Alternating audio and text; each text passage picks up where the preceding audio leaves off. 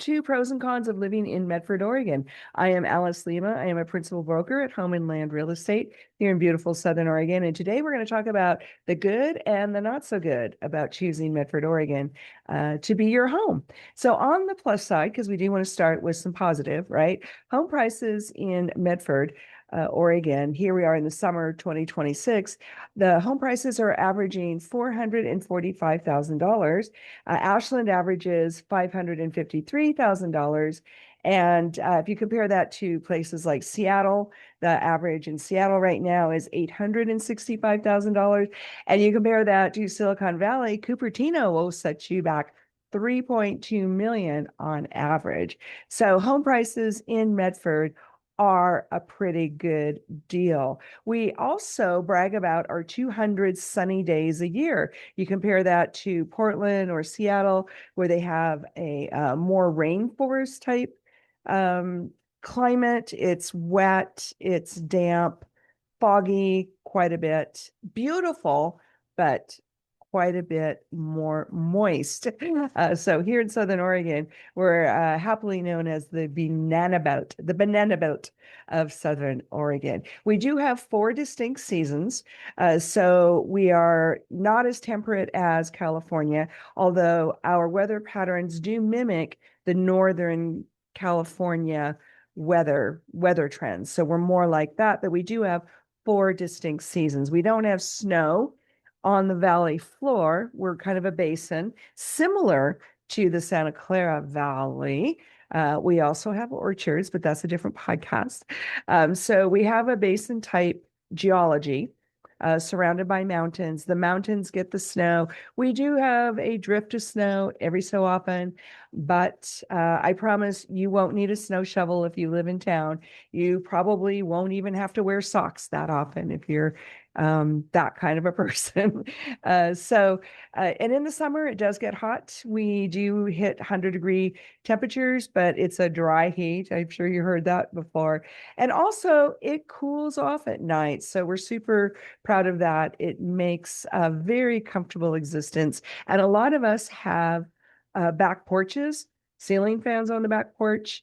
We're very fond of our ceiling fans here in Southern Oregon, but we do have a very outdoorsy kind of lifestyle. We have a lot of wilderness that is owned by either State of Oregon, or Bureau of Land Management, BLM, forestry, that sort of thing. So we have a lot of outdoor activities, a lot of rivers, lakes, hiking, biking, hunting, skiing. We do have a ski hill, Mount Ashland, which is just a hop, skip, and a jump. And they have Thursday night school skiing for the little ones. Very, very fun, the ski program. And Mount Ashland during the winter is really, really cool. So if you've got little kids or you just want to do night skiing, Thursday nights, Mount Ashland, that's the ticket. The other really, really positive thing is Southern Oregon is pretty easy to drive around, but you do need a car. We're not very walkable unless you're in like downtown Ashland. So you will need a car. You'll probably want a small SUV with year-round weather kind of tires just in case.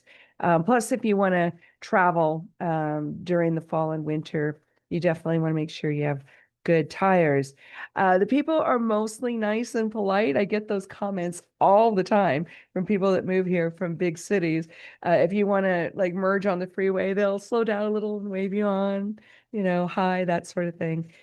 So I'm told that that's unusual because a lot of places driving on the freeway is kind of more of a combat zone.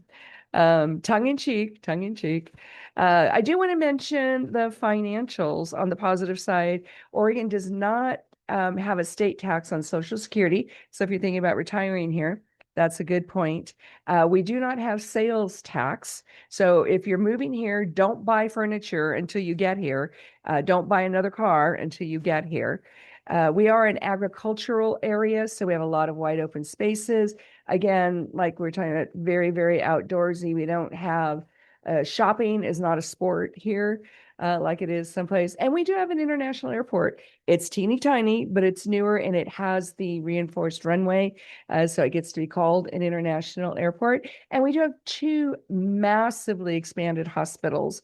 And those are as big as they are and as extensive as they are because they service a really broad geographical area. People come from all over, including the upper part of Northern California, all the way up to just before Eugene, Klamath, and the coast. So many, many hundreds of miles of service area for our hospitals. So those are the highlights on the plus side. Let's jump into the downside.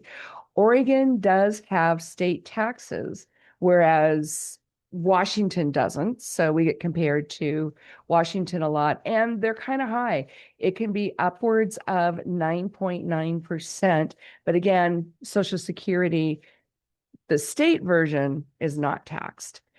Oregon owns all the water. People seem to be surprised by that fact. I talk about it all the time on my other podcasts because I sell a lot of rural properties. So Oregon owns the rivers, the lakes, the well water. Oregon owns all the water. So check out my other podcasts if you want to dial in with that, or just give me a call and we'll talk about it. But I put it in the negative column. It's not super walkable. We talked about that earlier. Unless you're living like in downtown Ashland, which is pricey by our local standards, then it's not super walkable. So you're going to need a car or an Uber. Our rural property is what we're known for. We are a destination location. Our rural property is in high demand. It's expensive. There's not a lot of it. And the planning laws in Oregon really slow down housing development. So again, as a realtor, I see that as a little bit of a negative. As a person who lives in Oregon and really enjoys the beauty and the open spaces, you know, it could have gone into the plus side, but I put it in the negative side. The wells are impacted. So our rural properties are serviced by private wells, and those wells are impacted by agricultural trends. And that's the polite way of saying when we had the cannabis rush, then a lot of the wells had to be either re-drilled or new wells drilled because that cannabis crop was very water intensive. And I'm not being political or judgy about cannabis. It's just that it was a big water suck. And so the cannabis rush has kind of subsided now for a lot of different reasons. But Southern Oregon does have periodic agricultural trends. At one point in our past, we had ostriches were big, earthworms were big. Going forward, psilocybin is probably going to be big here. In between, we had the vineyards. The vineyards are here. We have a lot of great wine. I should have put that in the plus column because I like wine.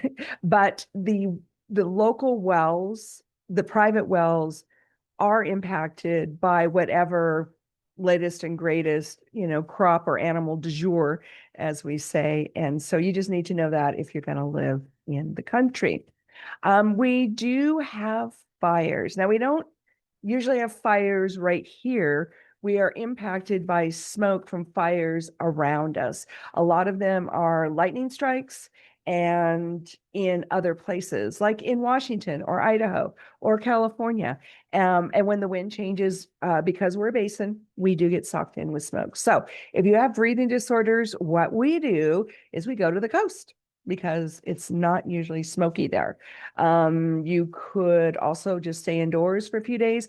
Oregon is getting much, much better at their fire management. They're doing that through prescriptive burns in the fall and spring, and they're working in unison with other agencies. And so that whole management of fire is way, way better. But because of those fires, here's the other one, our insurance is higher, but you can get it. So Oregon has insurance, and we have insurance providers as well for fire. So the fire insurance is expensive, and it's because of our recent history, but you can get it. Our agricultural area, our agricultural vibe means it's very casual. And I put this in the negative side, even though I find it a positive. But for a lot of people coming from bigger cities, it just kind of bristles them. We don't have the high-end shopping. We don't have the higher end restaurants, culture. We do have a museum, I think in Ashland on the SOU campus. We do have a symphony, but it's small. We have an opera, it's small. We have the Brit Festival, which is a casual outdoor stage, and that's very Southern Oregon. You'll see a lot of if you go to churches or formal ceremonies, people are wearing their dress shorts and their good tennis shoes. We don't have a lot of suit and tie kind of functions. So if that's your bag, then you might want to reconsider Southern Oregon because we're super casual. Let's talk lastly about the medical facilities. So our physical medical facilities are awesome. That's why it's in the plus column. Our doctor ratio to patient, we have a very high number of patients and a lower number of doctors. And there's a lot of different reasons for that, but the facilities are great. We just don't have as many doctors as we seem to need, but it's not crisis level by any means. It's not even close to that. It just takes a while to get an appointment. So those are the pluses and minuses of living in Medford, Oregon. We're comparing ourselves to Seattle, Washington, different parts of California, and also Ashland, Oregon. So if you want to talk more about what it's like to live here and the hidden costs, give me a call, give me a text, or we could do a Zoom. 541-301-7980. That's 541-301-7980. I'm a great buyer's agent. We do a ton of relocation. There's a lot of specialty things that we do for you because you're not here, and it just makes everything much, much more smooth.